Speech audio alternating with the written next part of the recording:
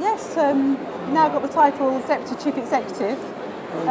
What I would say though is I'm still very focused on sales and marketing, and it's very much my passion and what I do. So they haven't got rid of me on that front. So any clients that think they got rid of me, absolutely not on sales. So, but it will also involve obviously deputising for Leslie Tomlinson, my Chief Executive, when she's not around, but also having a focus on delivery.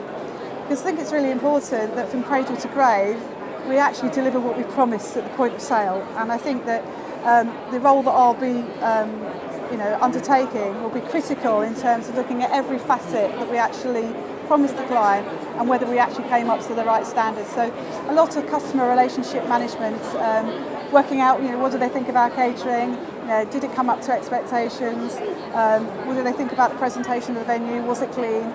So we're really putting ourselves under quite a pressure to deliver higher standards. So I will have a role in that area as well at the venue. We've been redeveloping the venue for about 3 years now, and I think for some it felt longer.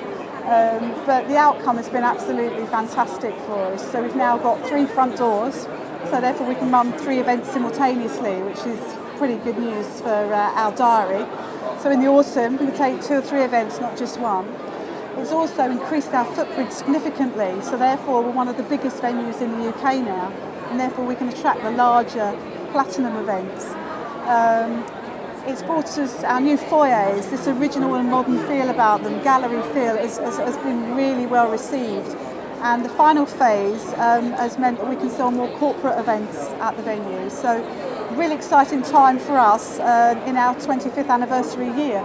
And we've come a long way to the train shed in 1986 when we were launched. And certainly we believe that we can rightfully boast that we are one of the top convention centres in Europe, not just in the UK. Yeah, we've just had a record year on top of a record year the previous year. So we're running bigger events, they're open for longer, and our role very much in the city is to drive economic impact for the region.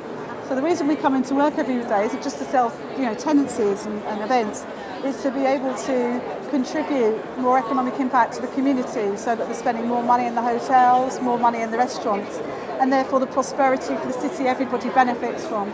So yes, we've got more events, more inquiries, and the quality of those inquiries have changed as well. So particularly the new look has attracted the corporate market.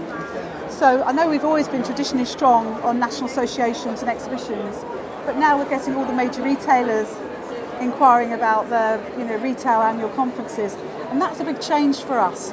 So we've almost doubled the percentage that we take from the corporate market in the last 18 months, and that's due to the redevelopment. I think it is. I still think we've got a long way to go. At the venue, it probably only counts for about 10% of our revenue, and that's not as high as we would like it. I think that obviously one area is we're not a capital city, so therefore we have to prove that we're just as good as a capital city, so I think there's that.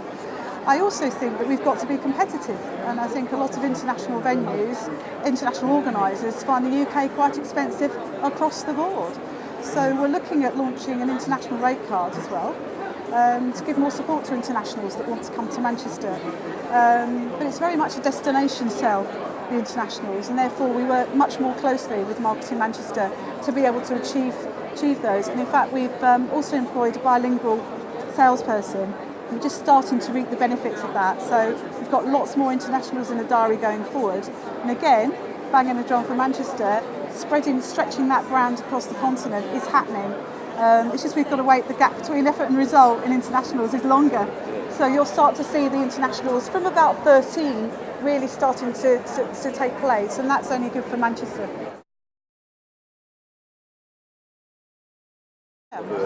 Yeah. I mean, the National Association market is traditionally very strong during a recession because, at the end of the day, their actual cost of running the conference is often in their articles of office. The non-for-profit organisations, and therefore they are more resilient in a recession. It's all about having that product mix, isn't it?